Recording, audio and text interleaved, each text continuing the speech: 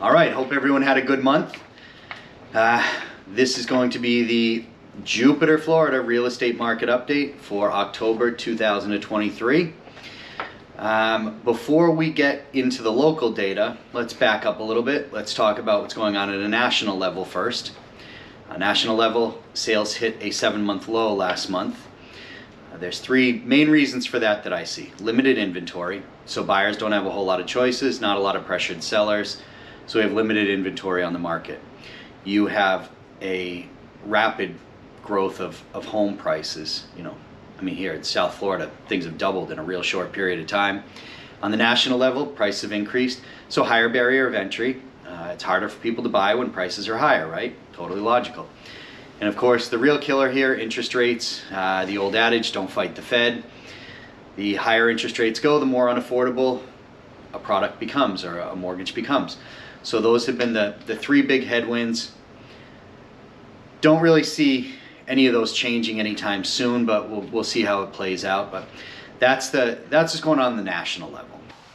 All right, if we leave the national level and move down to the state of Florida level, something that's really hampering housing locally is the cost of insurance. If you're looking at a home with a roof that's aged 15 years or more, if you can get an insurance policy on that property, it's likely going to be very costly. So this is something that I don't think buyers are really anticipating, and once they go and get their inspections done and get insurance quotes, it comes back a lot higher than they had penciled in. Mix that with an interest rate that maybe increased 2 percentage points from the time they got their pre-qualification letter, and they're just looking at a payment that's much higher than they thought it was going to be, which is why we could have seen a record number of properties going from pending and back to active this last month. I think people just got hit with the reality of what the costs were going to be, and a lot of deals canceled. So the tailwind in all of this for sellers is going to be that limited inventory. People have fewer choices and they need to buy a house and they need to move, and yours is on the market, higher likelihood that you're going to go into contract. So that is a good tailwind for sellers. That lack of inventory, honestly, I don't really see it going away anytime soon, so keep that in mind. The data I'm going to use for this is going to be from the period of September 1st to September 30th of 2023. Last month I tried to do a one-page that was put out by the Real Estate Association. I've been doing this blog for a number of years in Fort Lauderdale, and I always did an expansive slideshow. I tried to get away from that for just the brevity of it all. However, I can't make the data that they're supplying match up with what's actually closed on the MLS, so I went back to a previous data source. So this is going to be a little bit more expansive, more charts and graphs, and because of that, let's turn around and do a screen share here. All right, so for today's agenda, we're going to go over the market data slides first for single-family homes, then for condos and townhomes. Then we're going to go through the distribution of sales by price and clusters, geographically where are they occurring. So let's kind of move from left to right. We'll start with single family homes, then switch to condos and townhomes, and I'll run through the same data set for both. Median price of a single family home, $892,500. If we go back 1 year, $752,000 in September of 22. So that's a year-over-year increase of 17%.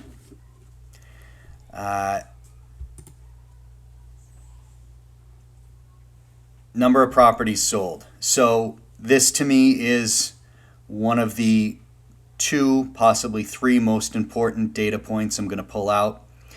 A lot of people focus on active sales or what's coming by. To me, it doesn't really matter. What's being sold is what the market is. That's where a buyer and a seller have agreed on price. So I put heavy focus on this, and I want to know how active the market is when we look at the number of sales that are occurring and compare that historically. Are we up? Are we down? Where are we relative to what the real estate market has done in the past, right? I think it's only logical. So if we look back to September of 2022, 69 sales. So 52 took place this September, 69 sales a year ago. A decrease of 28%. So that's a concerning number, right? Almost 30% off on the number of sales is concerning. If we go out to a 5-year chart, look at where it is. we're near the lows. 57, 57, 52. So I do think the lack of sales that are occurring in the single-family home market are of some concern for sellers. Even though there's limited inventory, there's not a whole lot of deals transacting. So I think that that's definitely a headwind. I think for buyers, this is also something to look at. And if you're looking at single-family homes, it's likely that not a whole lot of other people are looking at that same single-family home. Look, in all of Jupiter, 52 single-family homes transacted last month. That's it. So we're certainly not near 150 or 147, 148, 130. I mean, you're approaching 3 times the amount of sales in a given month. So definitely something to keep our eye on, right? So we'll see how it plays out, but something to keep an eye on. So list to sales price. This, what I want you to take from this is 2 things. One, how accurately are sellers listing their homes on the market versus what they're going to sell for, and how much possible room is there for negotiation and price on average. So if you come in and the list to sales is a low number, say somewhere down here or down here, what it's telling you is sellers were overshooting the market. Sellers thought, oh, I'm still in a market that looks like this, where somebody was paying over 100%. Everything was multiple offers. Some sellers still think this is the market we're in. This was the market we dropped down to. And so a lot of them had to pull back pricing, do price reductions in order to get sold. And that's why this is moving up. So again, what it tells you is, for buyers, how much can you reasonably expect to negotiate? Some, but not a whole lot.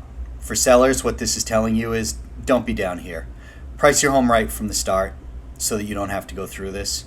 Just keep in mind, we're not over here, right? All right. Median days. This is the number of days when a property went from active to pending sale. A low number of days is going to mean we're in a feeding frenzy. 12 days, 10 days, 12 days, feeding frenzy, right? This means that something goes online and you got to see it that day. You're possibly even throwing an offer sight unseen, ill-advised as that is. Then look at the other side. Sellers still thought we were down here. We're up here, right? Adjustments were made to pricing. We came down. We're finding a little bit, I think, of equilibrium. So again, this does not include the amount of time that it took to close. It just simply means the number of days something stayed on the market active until it went pending. So it looks like we're reversing and heading back up here, which means for sellers, you may be in for a longer period of time that you have to expect to have your home listed before it goes into contract. So just kind of know where that is. Median per square foot pricing, as much as I love per square foot pricing, we're going to skip over this, kind of redundant because we went over median sales pricing. Total dollar volume, love it. Very important to look at. Very, very important to look at. Kind of a quick caveat. A handful of higher dollar sales can skew this figure heavily to the upside. So as we've only had 50 sales, or 52 sales, take it with a little bit of a grain of salt because you don't have a huge sample size there. So if you look at this on a 5-year chart, I think you can make an argument that 100 million, this line right here, is about average, right? Over the last 5 years, and you kind of undo these peaks and valleys, I think that's a fair number to look at. We're not far off of that. We're at 94 million. So while we are off of some much higher highs, So anyways, point being, small sample size, you can get skewed, but from a total dollar standpoint, we're not in a bad place. Now, does this also mean that more transactions are happening on the lower end, which is dragging the dollar volume down? Interesting question. Maybe we'll go ahead and answer that in a little bit. All right, final stop, months of supply. I'm a huge fan of months of supply. Gives you the overall health of the market, tells you if we're in a buyer or seller's market. Probably my second favorite metric to look at when you're judging overall market health, just kind of from 1,000 feet up. So good thing, quick primer here, 6 months of inventory is considered a balanced market, which would favor neither buyers nor sellers. Less than 6 months of supply would favor sellers. More than 6 months of supply would favor buyers. 3 months of supply that we have right now, boop, says we're still in a seller's market, right? Just kind of if you go by the normal numbers. Now, here's the 6 month mark. Haven't seen it. Just don't believe that that's the number you want to use here to figure out kind of who's got more leverage, a buyer or a seller. I think more realistically, 3.5, 4 months, something like this puts you in a neutral marketplace, right? Even that all out. I think we land somewhere around there. So, look, we're coming off of a high. 5 months of supply, we dipped down. 2.5 months. So we really went from buyers, this was a good time to step in. Earlier this year was a good time to step in. Now are we headed back up? If we're going to have more months of supply coming up, is this trend going to continue? Are we going to move more towards favoring buyers, or are we going to take a sharp downturn? We will see. It's curious data. I think it's definitely a good thing to look at and get some perspective on. All right, let's scroll back up. We're going to switch over to condos and townhomes. Again, same strategy. Let me drill down so we can see price a little better. Here we are, 500 grand. Where were we in September of 2022? 609,000, just over 609. Down from 609,000 to 500,000, right? So that's a decline just shy of 20%. If you zoom out, well, even if you just look at a 2-year, so 435 was our lowest. Happened at 2 points there. We're at 500 now. Does it look like the line's sloping down? Probably. If that continues to move down, what does it likely say? To me, it likely says that in the condo and townhome market, there's going to be more transactional volume favoring the lower side of the market rather than the higher side. So just kind of keep that in mind, understand a little bit of what the data means. Sold properties. Very interesting. 46. Where were we? 58. So there were 58 sales this time last year, down to 46, so another decline of about 23%. If we zoom out to a full 5-year to get some perspective of how ugly or not ugly is this market getting, first of all, we are not in COVID times anymore. I mean, look at that. There were 3 times the number of sales taking place than there are now. Just astonishing, the number of transactions that have fallen off as we've come off these COVID highs.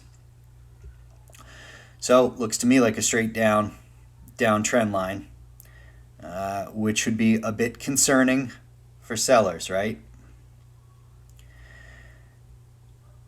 If you look at this on the whole, take this 46 number, look at it on the whole. I think we're pretty well below, somewhere in the middle here, 60, 70 sales probably. We're pretty well below that right now. And again, looks like we're moving down. Will the trend reverse? I don't know.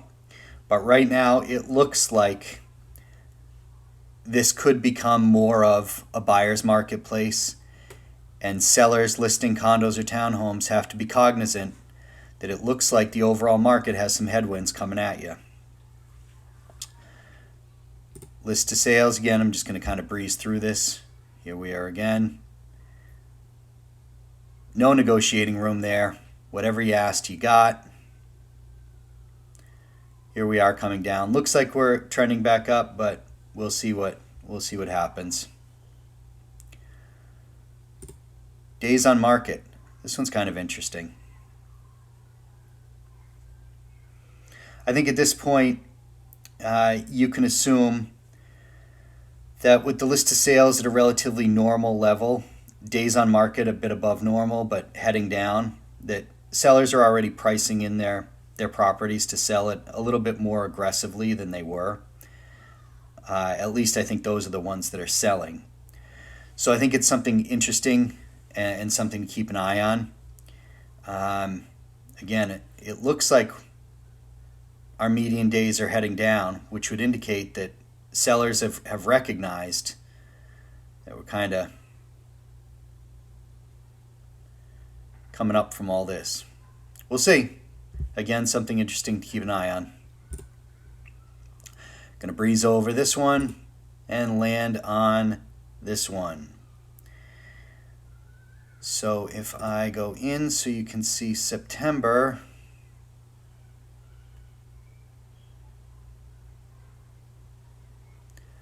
$37 million down to $27 million.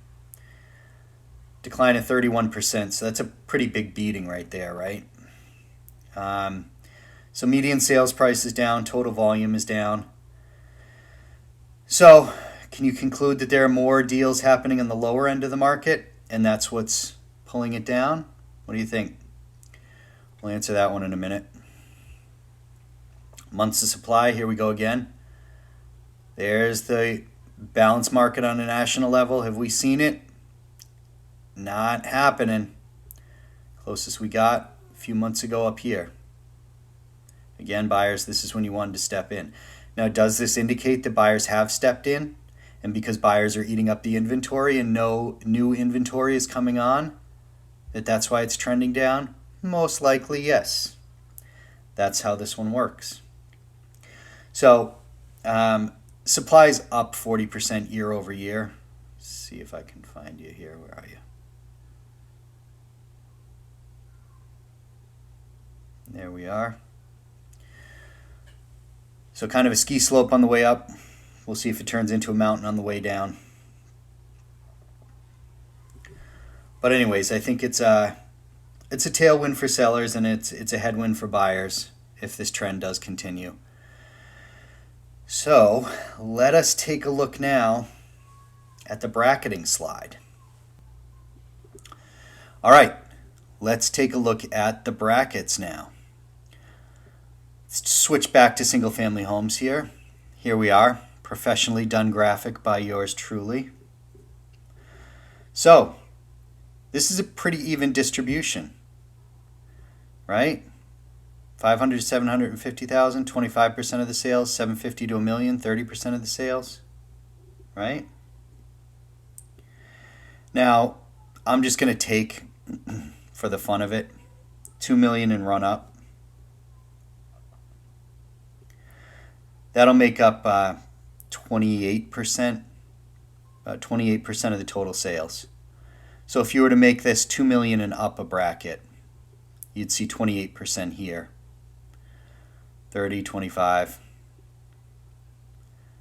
Then what do you have? About 21 there. So you got a pretty even distribution. Now look, I recognize that the person looking at a $2 million home is not looking at a $10 million home. The person looking at a $10 million home is not looking at a $2 million home.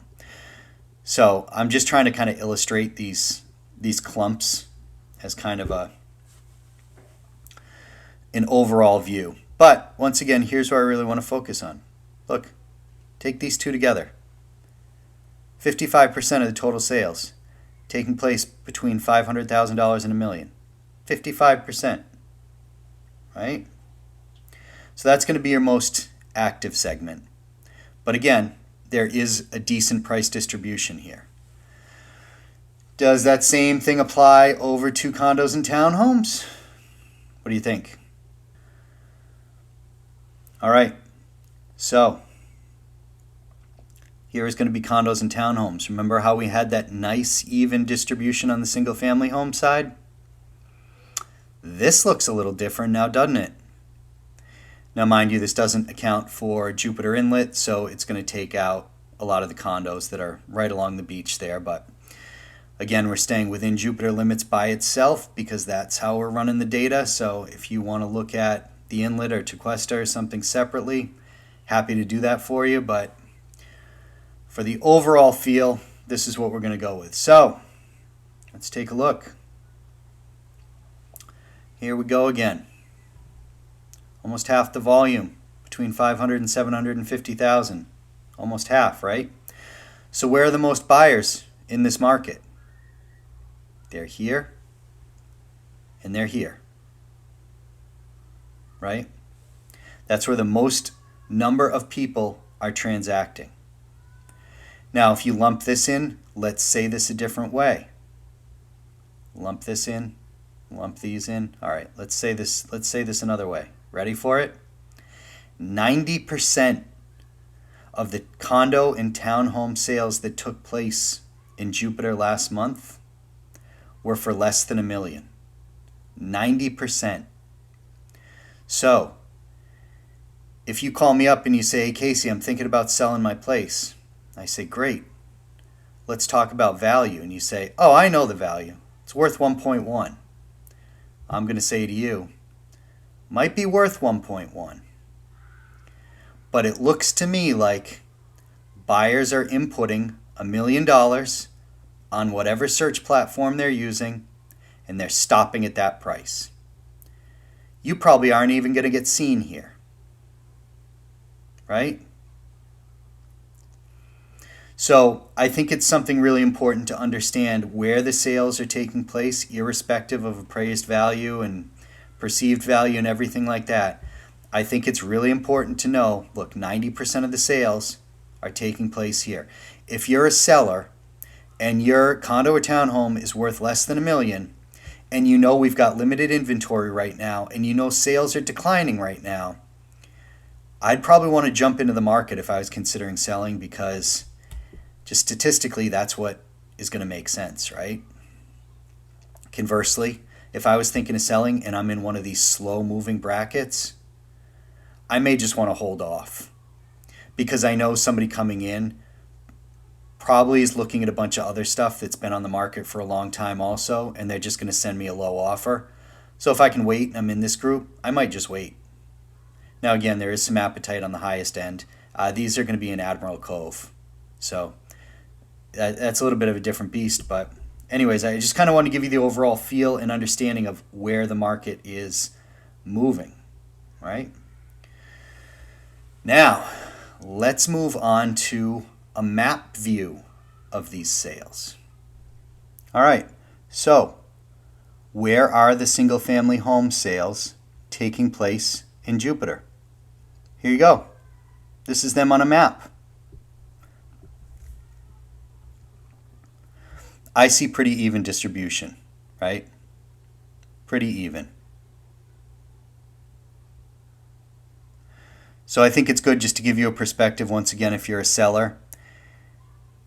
It's not like right now sales are only taking place here along the water, or they're only taking place in the farms, or they're only taking place down by Abacoa. So I think it's just good to know kind of what the overall picture looks like. What do you think condos and townhomes look like? All right, let's put these one next to each other for a second. So because condos and townhomes over here are only selling in one price bracket and we know it, or a couple of price brackets and we know it, this I just narrowed down to the price brackets where things are actually moving. Much more concentration, right? Sales up here, sales down here. Not a lot else going on, right? So I think this is just something to look at again. If you have a condo or a townhouse and you're thinking of selling, and you come and you kind of look at a distribution map of where the sales are happening and nothing's happening around you, it may be a thing of, oh, maybe I want to hang on here and think about this a little bit, especially if there's a lot of inventory in the same area for sale and it's showing up as active but not showing up as anything in the area sold on this map. So those are some things that I think you should look at. That's it. That's what I got for you today.